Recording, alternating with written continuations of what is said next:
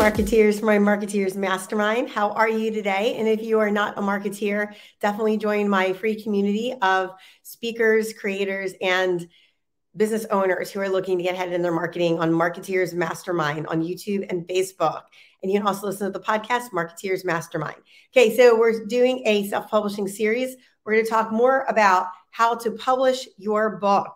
So if you are writing your own book and you want to self-publish, that's great. Like there's 3 ways basically to publish your book. You can do self-publishing, which means you don't have any publishers involved. And that's how I published my first book. And that's how I recommend that pretty much anybody publishes their first book, because you learn the process, you know what you're to do, you know what your strengths and weaknesses are in the publishing process once you've gone through it on your own, and you are very familiar with all of the components of publishing process. So if you do go to use somebody for your publishing, such as a hybrid or a traditional publisher, which we're going to talk about in a minute, you can tell if somebody's not being honest with you, or if somebody's trying to tell you something that really isn't 100% true, right? Because we all know some people just try to sell us on, oh, look at this fancy whatever, and it's not what you need. So I always recommend people self-publish their first book, because 99% of us out there do not have millions of people following us, and that's okay. But for your first book, it is much easier to self-publish, because a traditional publisher usually will not pick you up unless you have a huge following to market to already, because they want to ensure that they're going to get their money back for their book and their effort and their time that they've put into you. So self-publishing is really great. You have control over everything, the editing, the images. I've had friends that have gone to traditional publishers and they've either edited their book so much that it's not even their own style of writing or story, or they have like these like really basic, book covers that aren't really great. And so self-publishing is great because you control everything.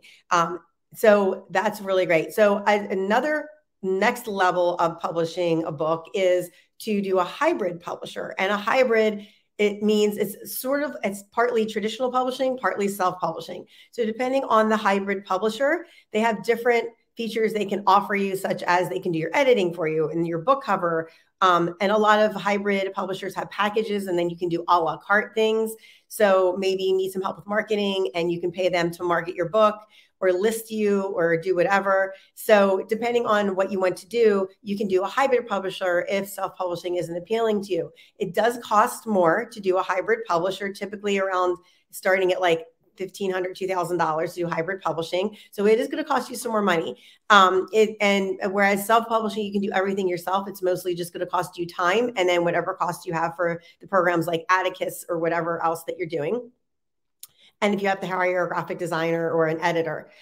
So hybrid publishing does cost a little more. It's a blend of traditional publishing and self-publishing, where you get to pick and choose basically what you want to do for your book and what you want someone else to do for your book. So you do have a lot more say in what your book is doing and where it's going, as opposed to in the next level, which I'm going to talk about, which is going with the traditional publisher. So traditional publishers, typically, you have to pitch them a lot. Like a lot of people don't realize how hard it is to get in with a traditional publisher. And I would say, from what I know in the industry, I wouldn't pitch a traditional publisher unless I've had at least 10,000 people on my email list, because traditional publishers are happy to take you on as long as you already have the following to market to, because they want some insurance that you're going to market and you're going to sell the book, because they're taking on more of the costs, but they're also not going to take on people who are brand new or have a brand new platform and just started.